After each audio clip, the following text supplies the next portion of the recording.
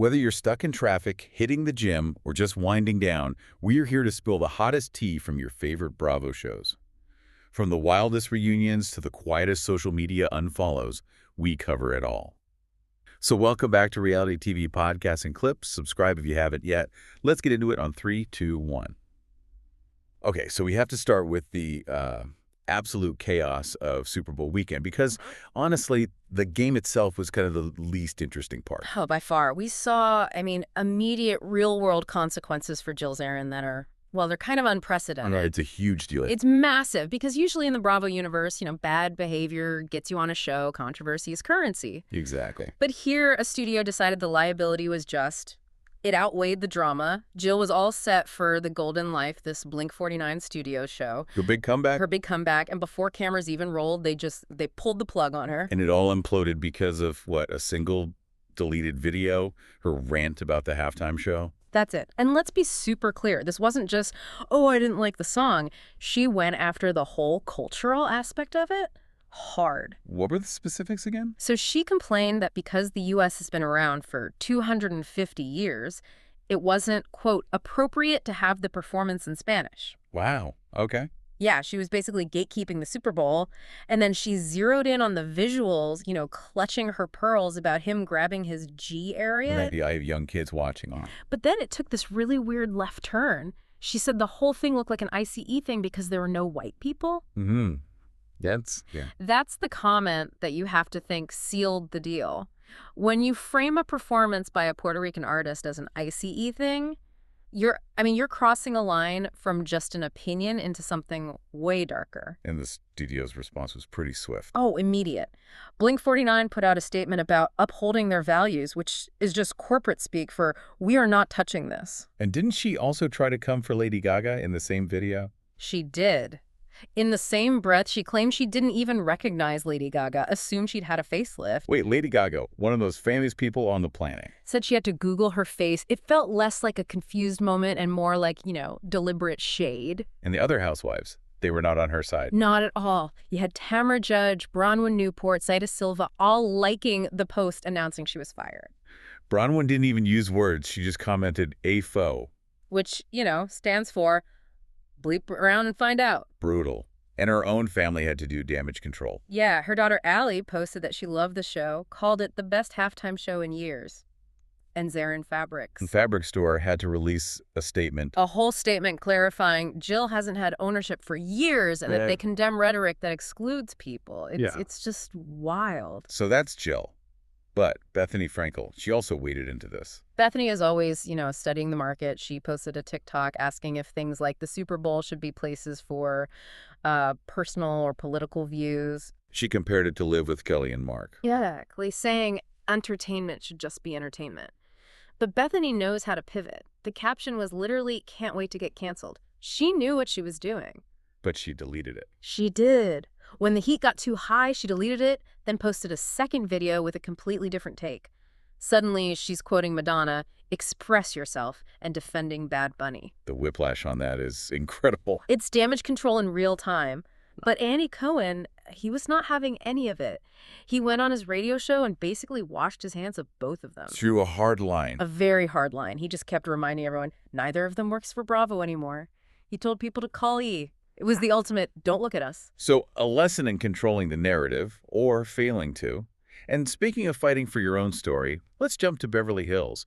We have Amanda Francis versus Dorit Kemsley. This is such a classic case of, the new girl versus the veteran. Amanda is claiming Dorit targeted her just to create a spectacle at a dinner party. Because that's her MO. Exactly. That's what Amanda said. It's Dorit's MO. But Amanda's saying the whole thing started because the women were just making wild assumptions about her instead of asking her directly. And this is about the cold stuff, right? Yeah. Amanda says she's an open book, but Dorit treated her past like it was some dark secret she dug up for a dramatic dinner party reveal. The actual story Amanda shared is really intense, though. It is. This wasn't some, weird weekend retreat. She was 21, living 1,500 miles from home, working dead-end jobs just to support a church where she said she had zero autonomy. She said the walls were closing in. And the way she escaped is incredible. She waited until her lease was up on Halloween and just left. didn't tell a soul.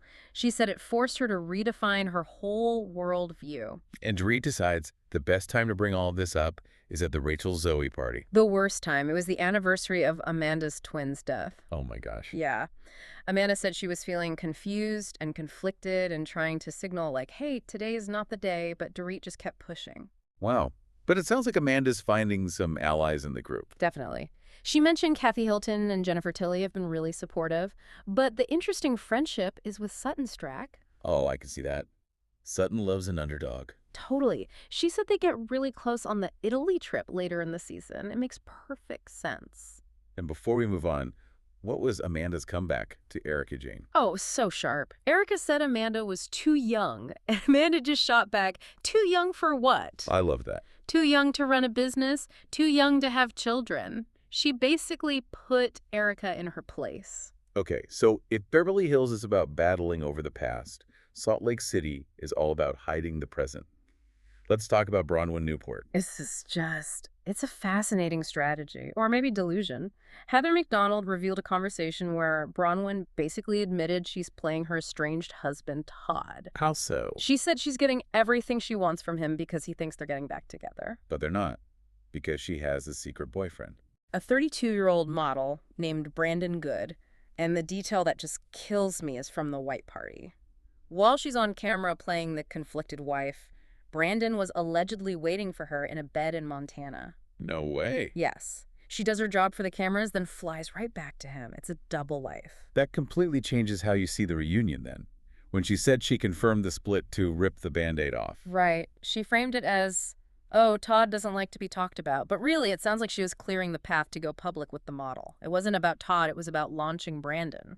Okay, but if we want to talk about launching a breakup, we have to discuss Britani Bateman.